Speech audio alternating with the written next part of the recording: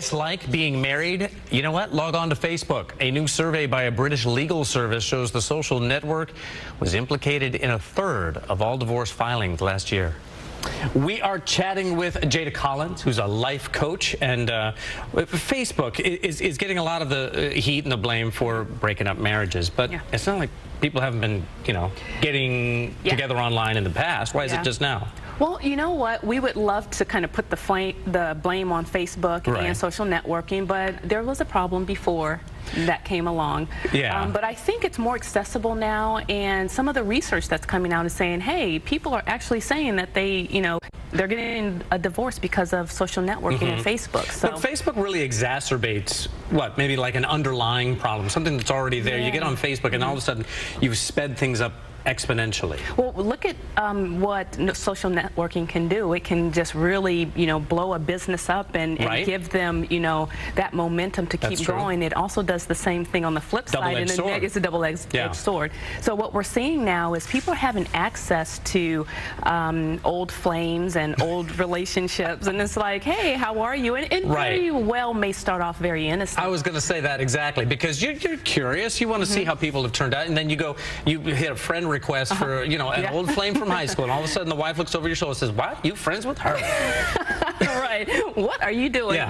And you know what?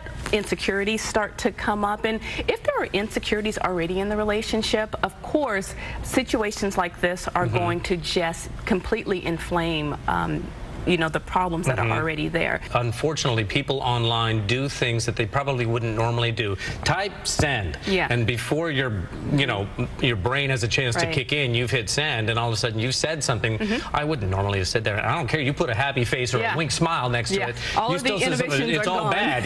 That's bad. You shouldn't have done. You wouldn't have done that normally. So now we're looking at accountability and responsibility. It's taking responsibility for your actions at that point, which is something. If there's, like I said, that stuff that's brewing underneath the surface in most relationships, then you're going to start doing things that you wouldn't normally do.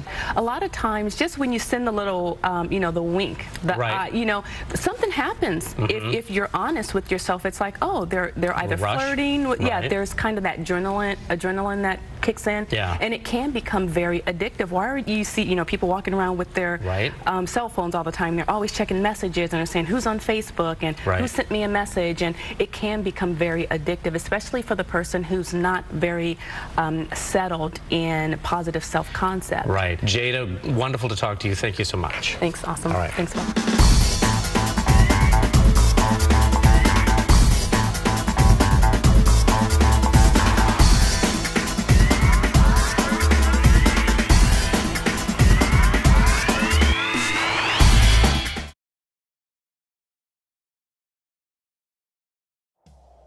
Hello, I'm Jada Jackson, licensed mental health counselor, and I believe that life change begins with a healthy relationship between the counselor and the client. Now, at our private counseling firm, we believe in creating a very safe and protective environment for our clients.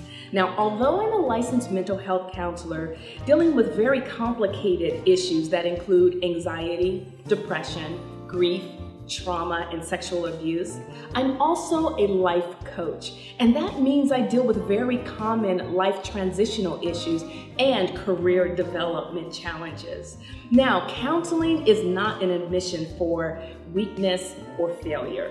It's a bold statement of power and security and strength. And I want to help you develop a healthy treatment plan and strategy so that you can achieve your ultimate success in life. Remember, your journey for success starts now. Stay tuned for ways that you can contact me today.